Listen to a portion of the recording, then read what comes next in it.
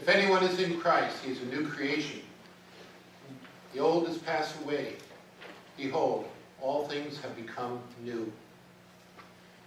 That's the way I learned that Bible verse back when I was in 8th grade in confirmation class. We had 57 kids in the confirmation class, and all of us were tested on about 20 Bible verses that we were expected to memorize. But what an important verse that has been for me, and what an important verse it is for all of us. If anyone is in Christ, he is a new creation. The old has passed away. See, everything has become new. St. Paul, when he wrote those words to the Corinthians, was speaking theologically, but not theoretically. What I mean by that is that the Apostle Paul understood this phenomenon from his own personal experience.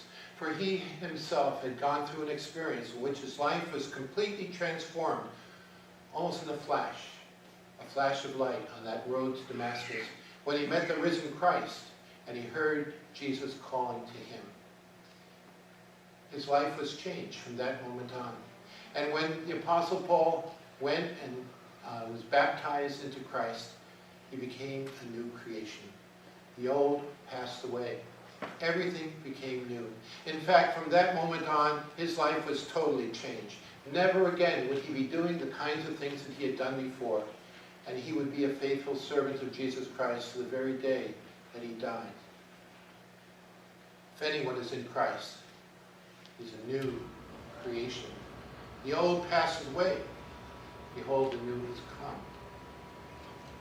For many Christians, of course, that kind of conversion experience, as Paul experienced on the road to Damascus, is seen as kind of the template or the model or the example of what every Christian must experience in order to be able to call themselves Christians. Especially among certain groups of Christians, that is a requirement, one might say, to have that kind of born-again experience. I remember the story of a pastor who was walking on a street in Manhattan, and as he was going down the street, he saw down on the far corner there was a man with a Bible, and he's waving the Bible, and he's talking to all the people who are passing by.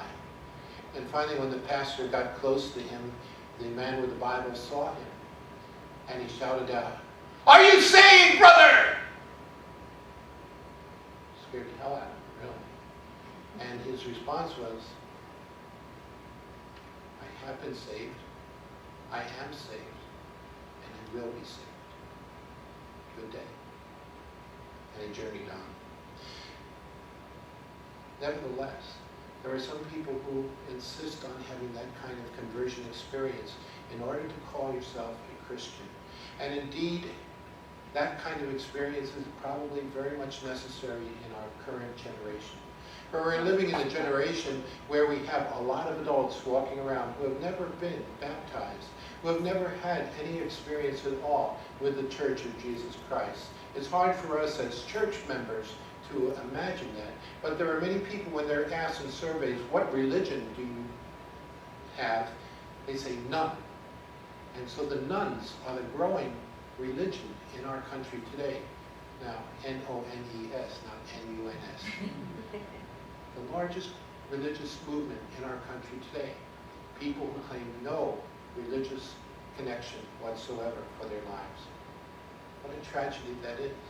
Raised by parents who insisted that, well, I'm not going to give any religion to my child. I'll let them grow up and become a full-grown adult, and then they can choose for themselves. Which is a wonderfully liberal kind of an attitude. But spiritually, it's a very disastrous way of thinking for people. And so there are people today who are wandering around without any sense of faith or connection with God, who probably have a healthy sense of fear, anxiety, maybe even guilt, but they don't know where to go, where to find an answer to their questions. I think of there have been many occasions, especially in recent years, where when we're having a service here in the church, like a special service like a funeral or even a wedding, that there are people who come in here and they'll say to me, "You know, I've never walked inside a church before in my whole life. hard for me to imagine, you know, because I feel like sometimes I live here. But there are some people who have never walked through the doors of a church, ever in their lives, who need to experience the presence and the power of God, because they are missing something in their lives. St. Augustine put it this way. He said, "You have made us for yourself, and our hearts are restless until we find our rest in you." And that is exactly what people are beginning to experience by the grace of God. Somewhere along the line, perhaps, the seed of the gospel was planted in their lives. And as in the parable today, where the farmer plants the seed and then goes away and it grows up and it sprouts and becomes the greatest of all things. This is a kind of phenomenon that we see sometimes in the lives of people as they are brought into fellowship with God in the life of the church. Often in a very sudden, very dramatic way. More often, however, for those of us especially who are in the church, the experience of conversion is a much more gradual, much more gentle process. It takes place over a long period of time as our parents keep the promises that they made when they brought us to be baptized, and then as we are surrounded by the love of members of the congregation, by Sunday school teachers and vacation Bible school teachers and helpers, and by pastors and lay people who care about them. And we grow up in the faith, learning to walk by faith, not by sight. That's not to say that the progression by which people grow up in Christ is a nice, neat progression like that. It often has its ups and downs. And there are times perhaps when people raised in the church will just stray away from the church and take a vacation from the church, so to speak, and lose touch with God. But God never gives up on them. And they always know where to go to find home. Well, regardless of whether our experience with God is one of a dramatic conversion experience, such as the Apostle Paul had, or a much more gradual experience, the outcome needs to be the same. We grow in faith, and we walk by faith, not by sight, living in God's new creation, living on this side of the resurrection of Christ with hope and with joy, and sharing in love with God's people and with our neighbor and with the world. That's the way God intended it to be. God's new creation is coming into existence continually.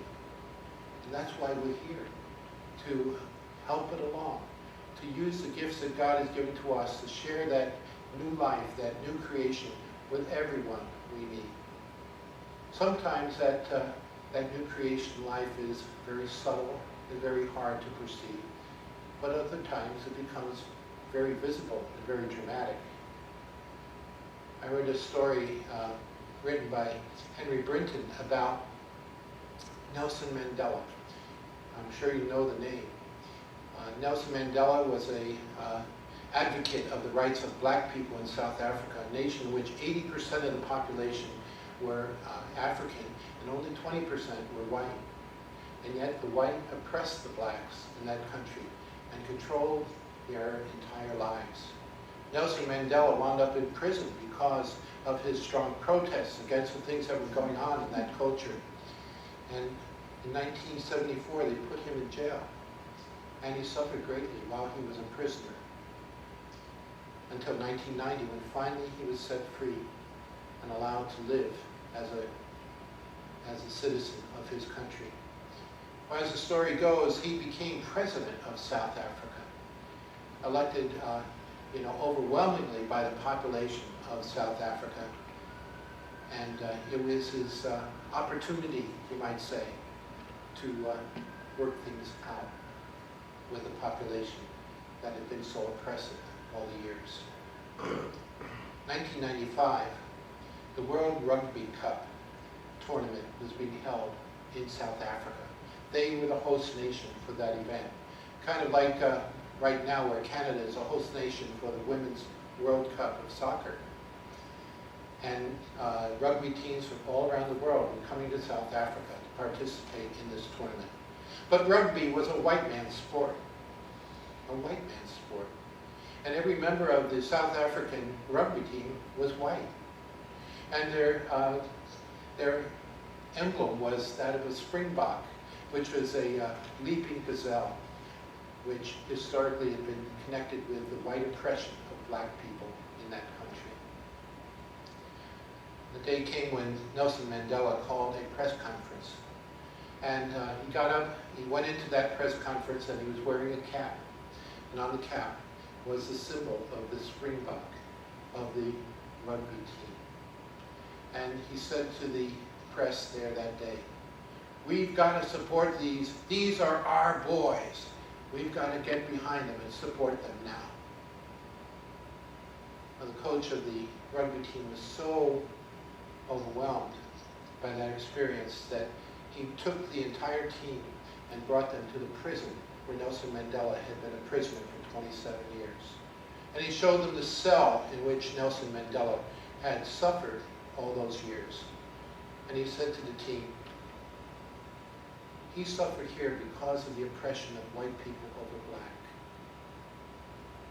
But now he's there for us. We must not let him down." The team played in that tournament, and they got into the final game of the tournament. And during the halftime of the game, Nelson Mandela, who was at the game, went down onto the field and brought a children's choir with him.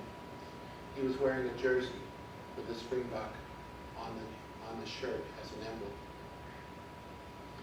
And he led that children's choir in singing a black miner's song. And 65,000 people joined in the chorus that day. Well, you know how the story goes. South African team won the Rugby World Cup that day. And that night, for the next 24 hours, blacks and whites in South Africa danced and sang and celebrated together because something new had taken place in their midst. That's but an example or a glimpse of what the new creation is all about. God is doing something new in our world. We may be overwhelmed by so much of the evil and sin and painful suffering of people in our world, but we need to hear this word from God. If anyone is in Christ, there is a new creation. The old is passing away. Behold, everything has become new in Christ.